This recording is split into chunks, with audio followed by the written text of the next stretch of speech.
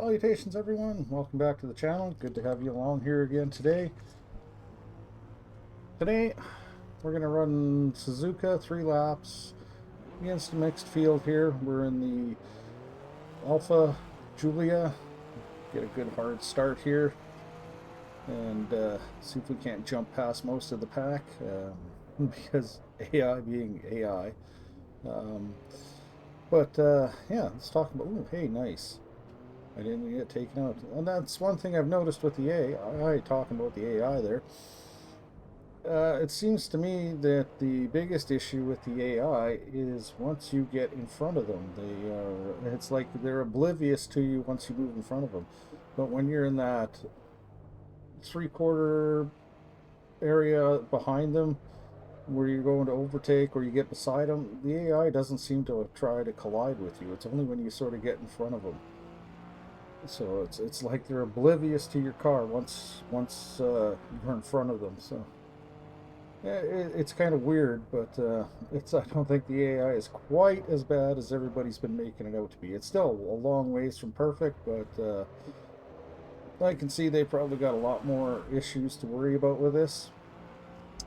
More things to fix. Like the server, I'm sure, has got them working hard. I mean, they launch day goes live, so many people go to log in and the server goes boom. So I think they got a lot of things to work on server side, which is why I think we're missing a bunch of features, like the licensing, like the Drive Academy licensing and special events. I think those are locked online. Now, you might argue that having them locked online is kind of sucks, especially for the licensing, but I can sort of understand why they would do something like that. Having it locked online reduces the chance of people being able to create cracks or cheats or whatever, so you can bypass the licensing. So you can progress through the licensing without actually having to put the effort in. So I kind of like the idea that licensing is going to be online, locked to your profile. So, which is another thing that is unavailable right now. You're not able to create a profile. You can fill out all the fields and everything, but you're not able to create a profile. And I can understand why. Having that all tied to the server reduces the chance of people being able to bypass the anti-cheat stuff and gain advantages. I mean, I like the idea of the licenses being locked to the server side of things.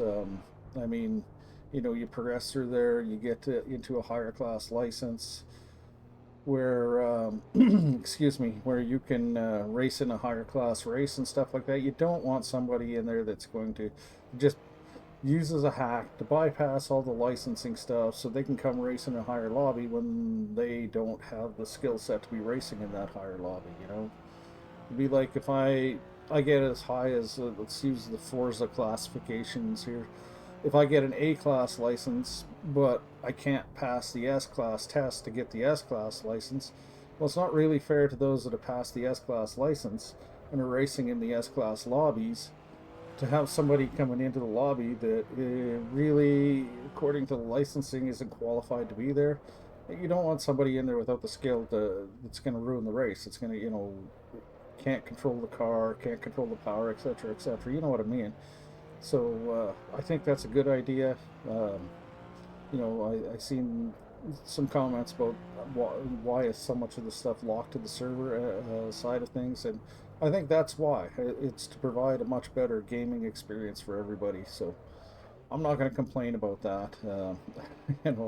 I've seen quite a few negative videos about AC Evo. Some of them make me laugh, like somebody excited for the game on day one release, trying to spin donuts and calling it a fail because you can't spin donuts, but he's still got the traction control turned on in the car, which made me laugh. But anyways, I just thought I could address some of the negative comments in there. Like the big thing that gets me is the this isn't what I thought it was going to be. You know, it's not what they said. Um, I want a refund.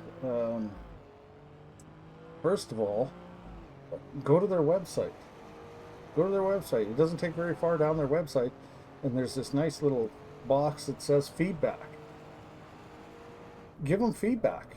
I mean, if we want to build a racing game, sim game, cruising game, basically a car game that everybody is looking for, that we really want, the best way to do that is through the feedback comments, guys.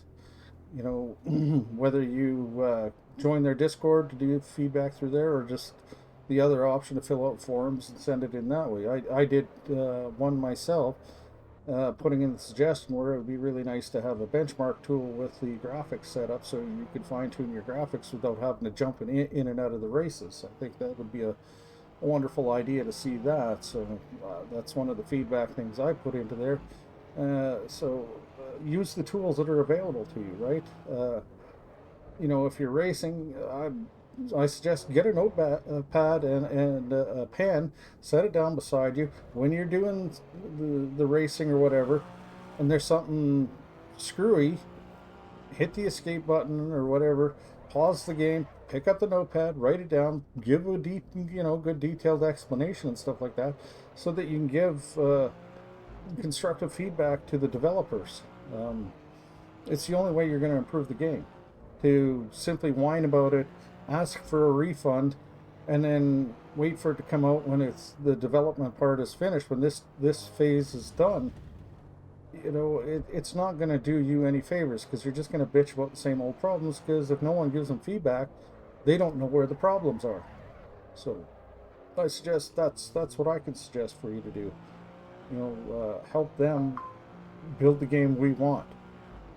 So you know, that's the biggest thing I can think of for the game itself. And on top of that, you're getting a 20% discount. It's going to be cheaper than it will be on the official release day for the completed game, so you can't complain. And if you're wondering what's going on with the game, read the patch notes when patches come out. Follow the roadmap. It loads up at the start of the game for you. So just follow the roadmap. See where they're at in the development. So if they skipped something that you thought was important back in, like right now, it's patch 01.3, and now you're in phase 2 of the roadmap, and they missed something from phase 1, well, if you didn't give them feedback, or if you did, you can go in there and redo your feedback and give them more comments. So anyways, that's my suggestion, my 2 cents for the day. We're finished with the race. Last to first, 0 to hero. So I'm going to hop out of here. You guys have a wonderful day, and I will catch you all in the next one.